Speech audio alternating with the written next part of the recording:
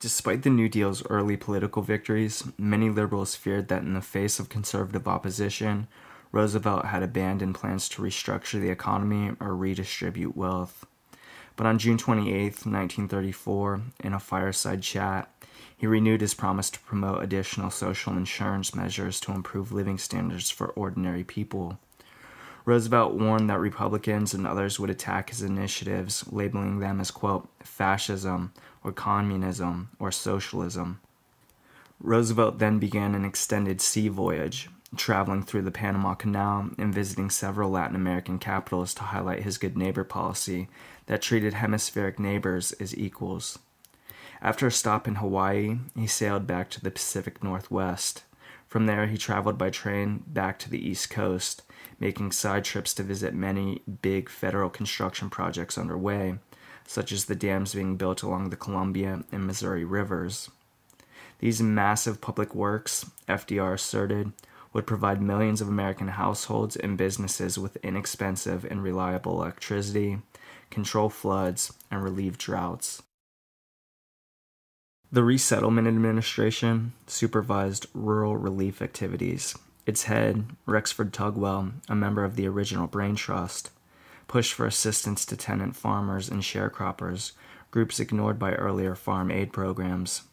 But opposition by rural Democrats and Republicans who opposed social engineering in the countryside limited RA efforts to construction of only 3 of a proposed 60 planned suburban towns, and the 3 made were Greenbelt, Maryland, Green Hills, Ohio, and Greendale, Wisconsin. Only about 5,000 poor farm families were placed on better land. In 1937, the Farm Security Administration replaced the RA. The new agency assisted about 20,000 tenant farmers to purchase their own land. It also constructed model housing camps for migratory farm workers. Many of the most famous photographs from the Depression era were taken by FSA photographers such as Dorothea Lange, Walker Evans, Arthur Rothstein, and Gordon Parks. Lange's portraits of struggling families became cultural icons representing the suffering of millions. The Rural Electrification Administration benefited millions of Americans. 90% of farms had no electricity in 1935. REA loaned money to locally owned nonprofit cooperatives to build rural power grids. Within 5 years, nearly half of all farms had electric power, and by 1950, 90% were on the power grid. This advance created huge demand for home appliances and new farm equipment, one of the reasons REA and its offspring continued to enjoy support for decades. In 1935, FDR tasked Harry Hopkins to manage the largest of the new programs, the Works Progress Administration. Hopkins believed that work relief would prevent social unrest by giving the unemployed meaningful labor. The tools and raw materials used on WPA projects, along with the wages paid, would also stimulate the private economy. As an additional impetus to long-term growth, the projects would produce vital infrastructure such as roads, bridges, libraries, airports, and schools. Most WPA workers were hired locally. Administrative costs consumed just 4% of the budget, with 90% paid as wages. Hopkins had a vision of inclusiveness. WPA reached out not only to laborers, but to artists, sculptors, musicians, playwrights, novelists, dancers, and actors as well. Between 1935 and 1942, about 8.5 million Americans worked for the WPA at some point.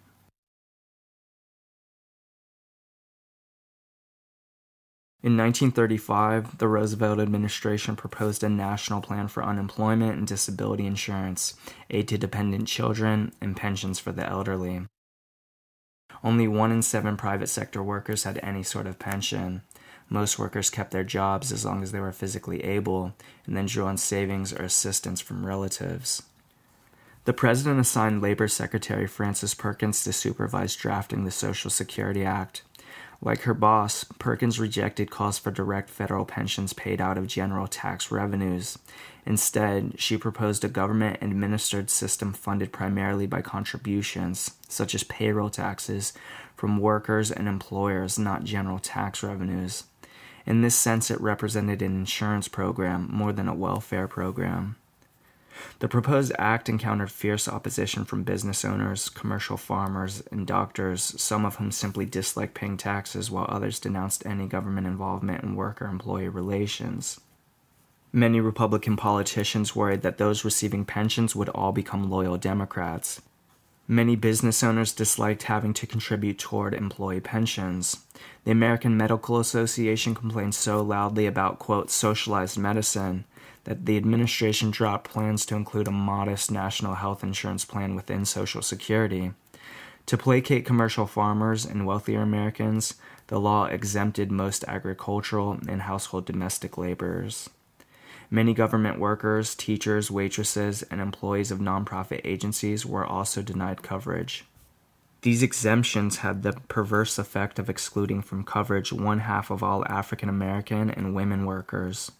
The proposal, as passed in 1935, included provisions to assist laid-off and injured workers, surviving dependents of dead workers, and single mothers with young children. Over time, many more workers were covered by the law, and payments rose from their meager early levels.